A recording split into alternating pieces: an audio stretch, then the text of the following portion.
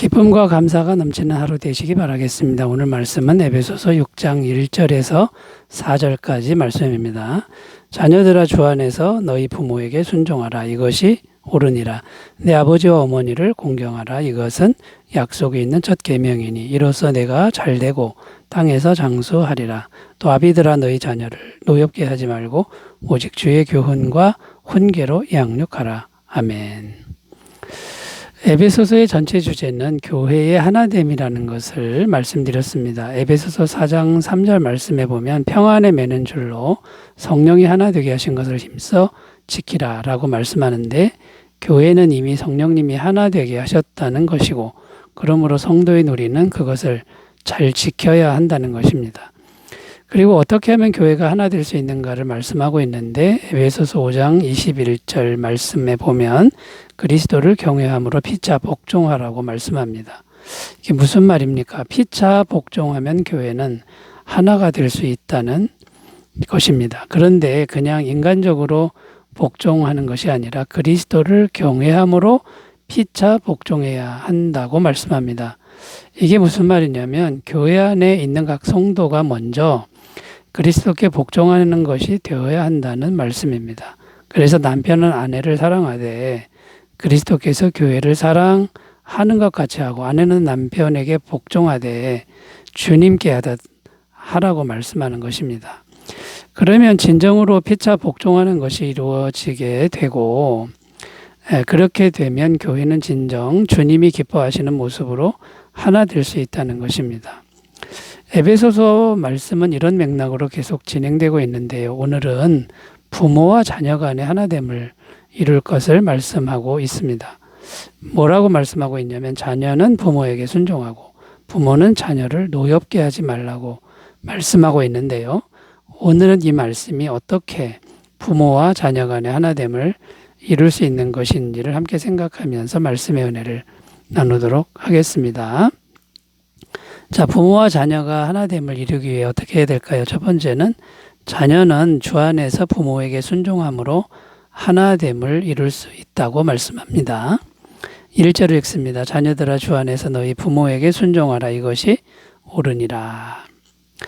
자, 이 말씀 끝부분에 보면 이것이 옳으니라 이렇게 말씀하는데 어떤 의미냐면 가장 우선적인 의미는 하나님의 율법에 맞다, 이런 의미가 됩니다. 2절 3절에 보면 내 아버지와 어머니를 공경하라. 이것이 약속이 있는 첫 계명이니 이로써 내가 잘되고 장수하리라.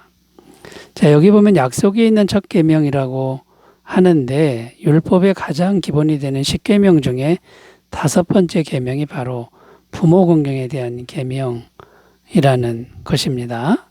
또 이 계명은 상당히 중요한 의미가 담겨 있다는 겁니다. 어떤 의미가 담겨 있느냐면 제5계명은 하나님 계명과 사람을 향한 계명을 연결하는 계명이라는 것인데 그 중간에 부모 공경의 계명이 있다는 것입니다. 즉 부모를 공경함을 통해서 하나님을 경외하는 것을 생각하게 하시려는 그런 의도가 있다라는 겁니다.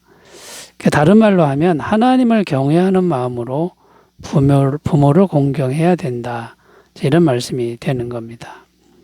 자, 그러면 우리가 부모 공경을 할 때 하나님을 경외하는 마음으로 부모 공경을 이제 하라는 건데 왜 그렇게 해야만 될까요?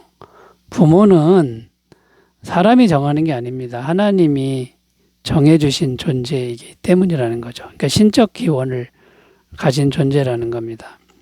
만약 자녀가 부모에게 이렇게 하나님을 경외하는 마음으로 부모를 공경한다면 진심으로 부모를 공경하게 될 것이고, 또 그렇게 되면 부모와 자녀가 하나가 되고 더 나아가서 교회 공동체가 하나됨으로 나아갈 수 있다, 이런 말씀이 되는 겁니다.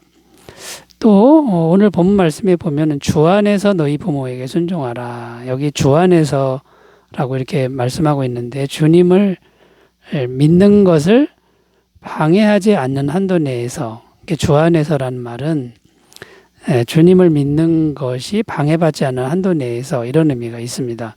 그러니까 부모 공경은 정말 귀한 일이 맞지만 만약에 부모가 주님을 믿는 것을 반대하거나 핍박한다면 그러면 어떻게 하라는 겁니까? 그것은 주 안에서가 아니라 주 밖에서가 되기 때문에 그것은 순종할 수 없다는 겁니다.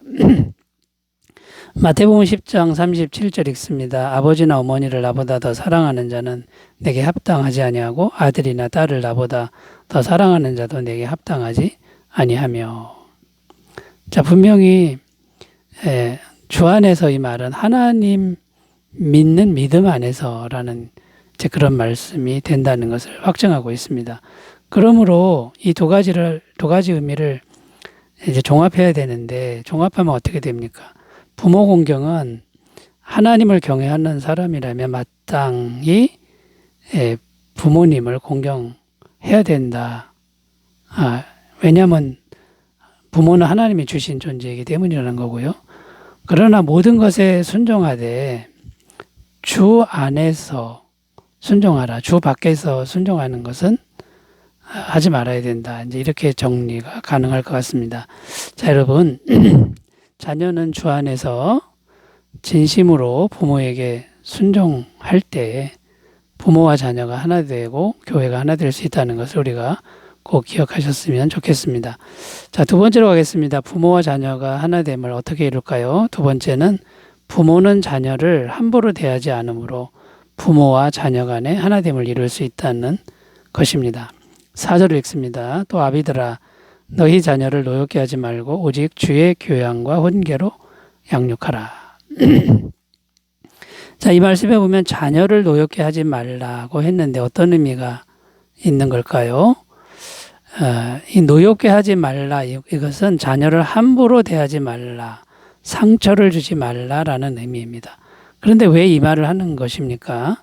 현실적으로 부모가 자녀에게 함부로 할 경우가 많다는 것입니다. 먹고 사는 것이나 입는 것과 물질을 공급하기 때문에 부모는 항상 자녀에게 있어서는 절대적인 권위자의 위치에 있기 때문입니다.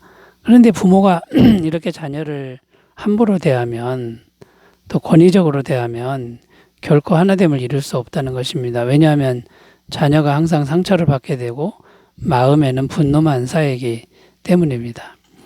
그러면 어떻게 하라는 것입니까? 주의 교양과 훈계로 양육하라 이렇게 말씀하는데요.